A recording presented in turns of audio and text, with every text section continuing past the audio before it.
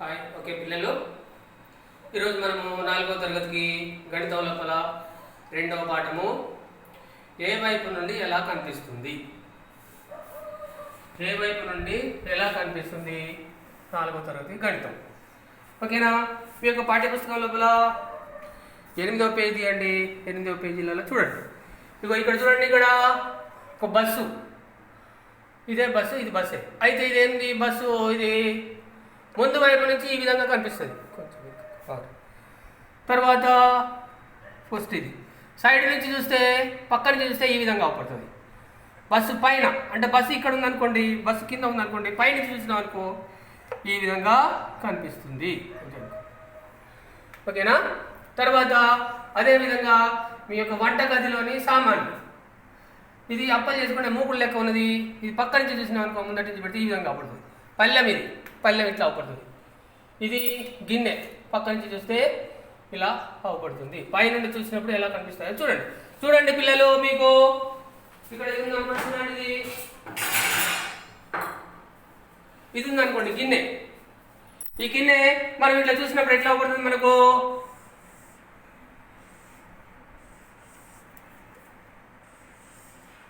ఇట్లా ఇట్లా ముందటి చూస్తే ఇట్లా పడుతుంది. ఒకవేళ మనం పైనుంచి చూసినామనుకో, పైనుంచి చూసినామనుకో ఇట్లా పడుతుంది. ఎట్లా పడుతుంది? ఓన్లీ రౌండ్గా పడుతుంది ఇట్లా చూస్తే, పైనుంచి చూస్తే. ఓకేనా? ఇది ఇట్లా సైడ్ నుంచి చూసినామనుకో ఇగో ఇట్లా పడుతుంది అన్నట్టు. ఇది గిన్నె. ఒకవేళ గ్లాస్ ఉందనుకో, గ్లాస్ ఇట్లా ముందటి నుంచి చూసినామనుకో ఎట్లా పడుతుంది?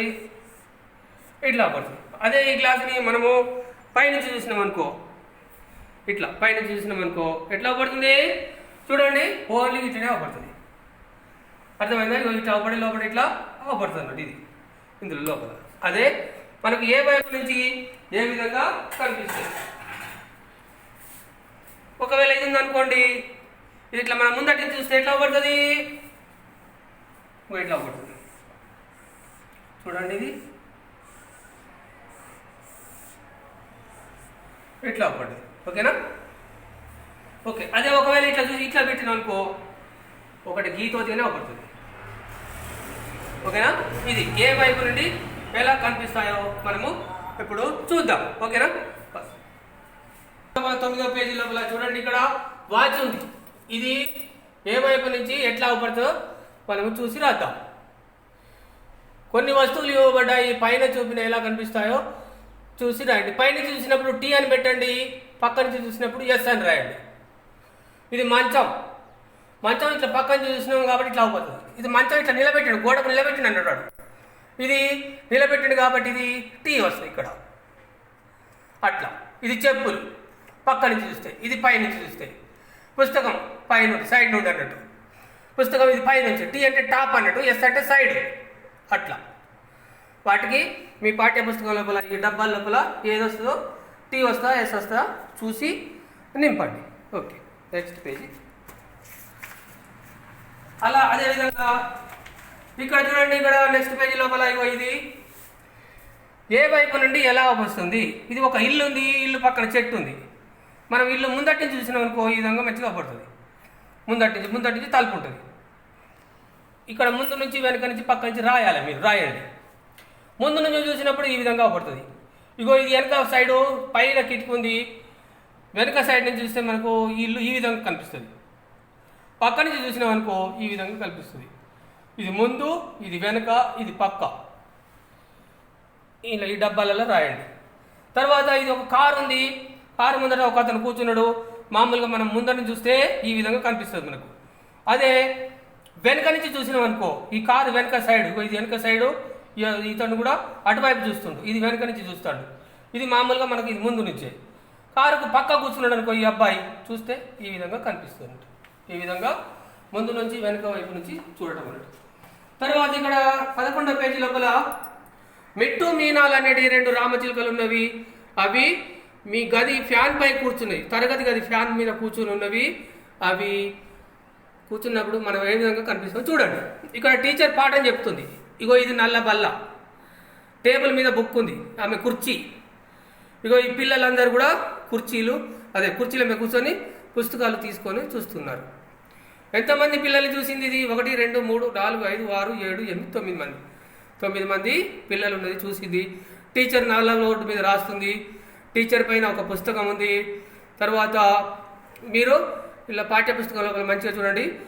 ఈ పుస్తకం తెరిచి ఉన్న వాళ్ళ సంఖ్య ఎంతమంది? ఇగో ఇదొకటి, ఇగో ఈమె కూడా తెరిచి ఉంది, ఇగో ఇక్కడ తెరిచి ఉంది, మిగతా వాళ్ళు మూసున్నారు. టీచర్ కుర్చీ పైన పుస్తకం బొమ్మను గీయగలవా? ఇక్కడ టీచర్ యొక్క కుర్చీ ఈ విధంగా చూడండి. తర్వాత ఇది కాకుండా మీ తరగతి గది లోపల, మీ తరగతి గది లేదా మీ పాఠశాల భవనం ఏ విధంగా ఉందో ఒక చిత్రాన్ని పాఠ్యపుస్తకం కింది వైపు గీయండి. ఓకే, నెక్స్ట్ 12వ పేజీ లోపల మిట్టు మీనాలు అనే పక్షులు ఎగురుకుంటూ పాఠశాల పైనుంచి ఎగురుకుంటూ వెళ్తుంది. పాఠశాల పైనుంచి ఎగురుకుంటూ వెళ్తుంటే వాటికి కింద ఏ విధంగా కనిపించింది చూడండి. ఇక్కడ ఇగో ఇది పాఠశాల భవనం, ఇది వాళ్ళ యొక్క పాఠశాల భవనం. ఇక్కడ పిల్లలు ఆటలు ఆడుకుంటున్నారు. బడికి లోపలికి పోవడానికి ఇవి మెట్లు, ఇగో ఇదొకటి చెట్లు, ఇవి గుడిసెలు, ఇండ్లు 1 2 3 4 ఇండ్లు. ఇగో ఇది ఎద్దుల బండి.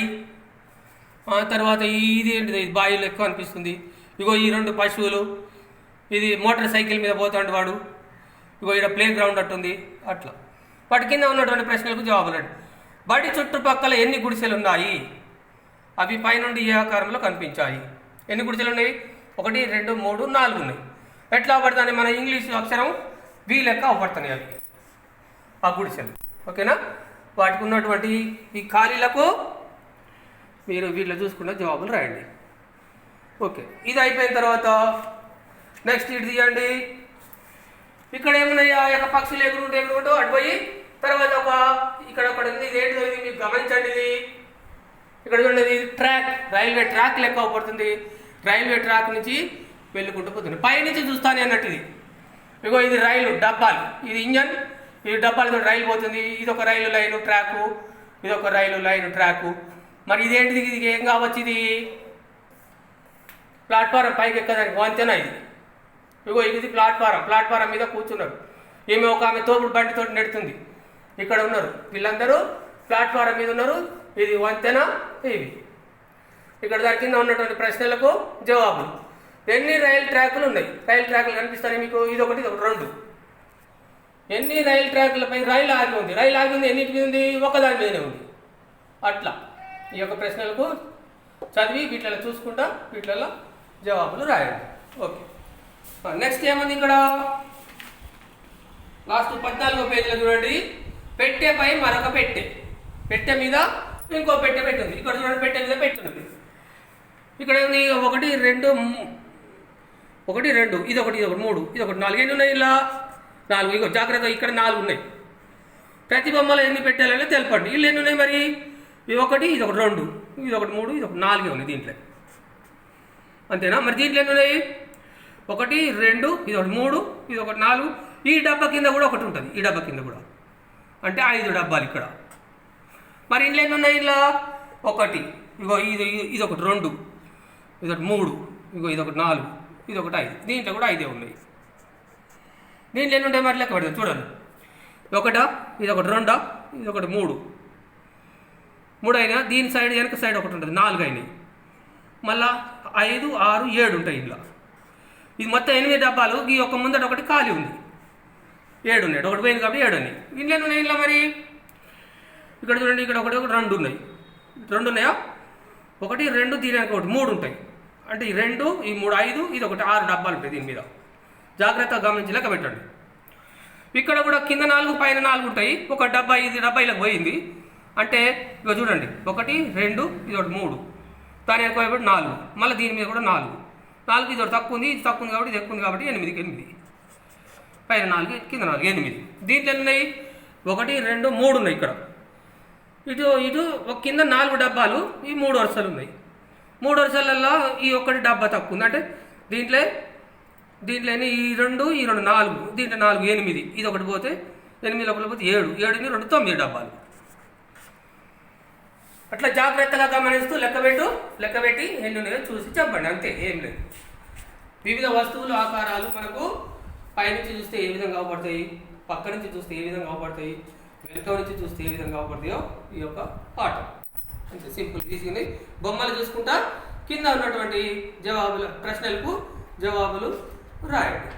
Okay thank you.